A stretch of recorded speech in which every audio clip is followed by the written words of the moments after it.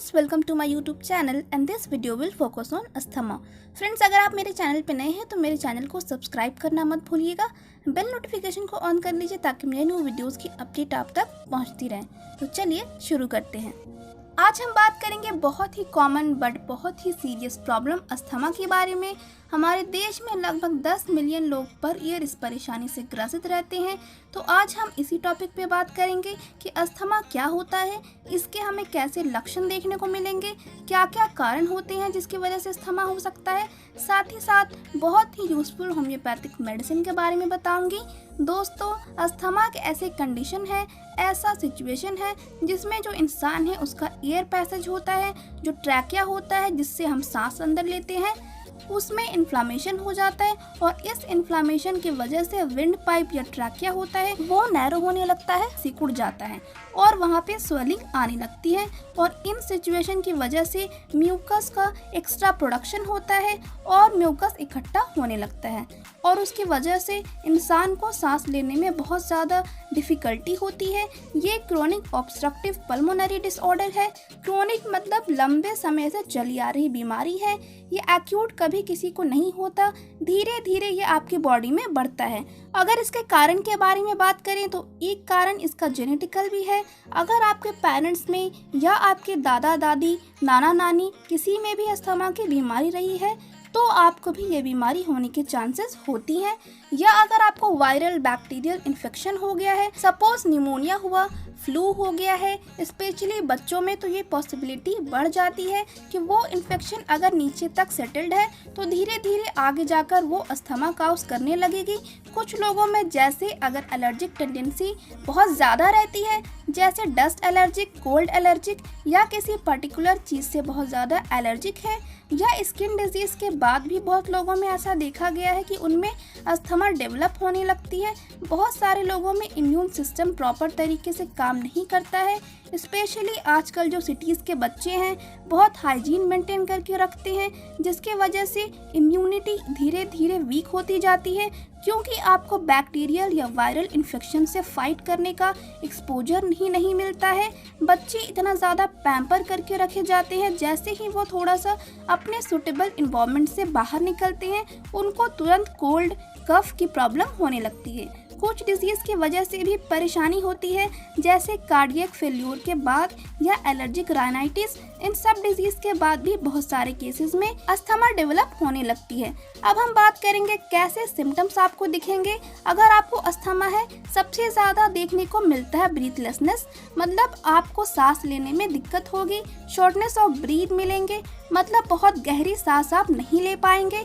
थोड़ा सा भी पेशेंट चलेगा, सीढ़ी चढ़ेगा तो उसकी सांस फूलने लगेगी और इसकी वजह से उसको घबराहट, बेचैनी सी लगने लगती है, पसीना आने लगता है। बहुत सारे पेशेंट मैंने ऐसे देखा है जब उनको अस्थमैटिक अटैक आता है, एकदम चेहरा बिल्कुल नीला सा पड़ने लगता है, अजीब सी उलझन सी लगती है उनको। बहुत सारे लोग लेट नहीं पाते हैं, अगर लेटते हैं तो उनको सांस लेने में नहीं बनता है, उठकर बैठ जाते हैं। थोड़ा सा भी एक्सरसाइज कर लिया, थोड़ा मूवमेंट कर लिया तो बहुत लोगों में खांसी होने लगती है।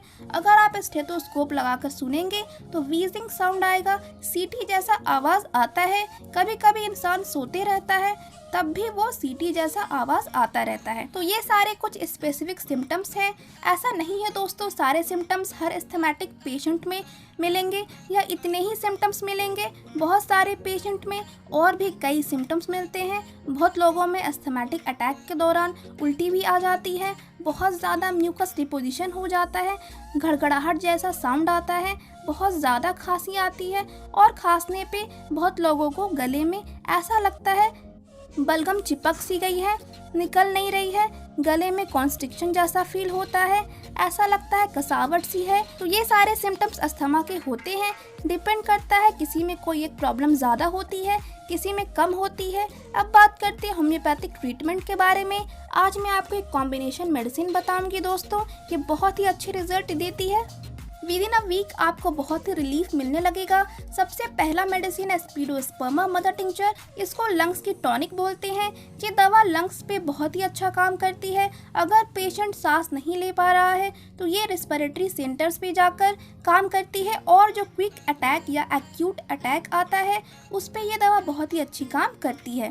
दूसरी मेडिसिन है अस्थमा के लिए ब्लाटा ओरिएंटालिस। ये one of the best medicine मानी जाती है अस्थमा के लिए। बहुत ज़्यादा ब्रीथ डिफ़िकल्टी मिलती है, पेशेंट में म्यूकस जो होता है पस जैसा पीला डार्क कलर का मिलता है, और ये दवा बहुत ही अच्छी काम करती है। तीसरी मेडिसिन है ग्रिंडेलिया मदर टिंचर। ये भी टॉप रेमेडी में आती है, स्पेशली ये अस्थमैटिक सिचुएशन में पेशेंट को सांस लेने में इतनी ज़्यादा तकलीफ होती है कि वो लेट नहीं पाएगा, बार बार उठ के बैठ जाएगा, साथ में म्यूकस जमा हुआ सा लगता है, तो ये दवा बहुत ही अच्छी काम करती है। लास्ट मेडिसिन है senega. Asthma specially old age के लोगों में देखने को मिल रहा है, तो ये मेडिसिन बहुत ही यूजफुल है। इसमें भी ब्रीथलेसनेस टेंडेंसी बहुत ज़्यादा देखने को मिलती है, पेशेंट लेट नहीं पाता है, म्यूकस एकदम स्टिक्ड है, लंग्स में निकलता नहीं है, पेशेंट एक्सर्शन देता है, खांस खांस के निकालने की कोशिश करता है।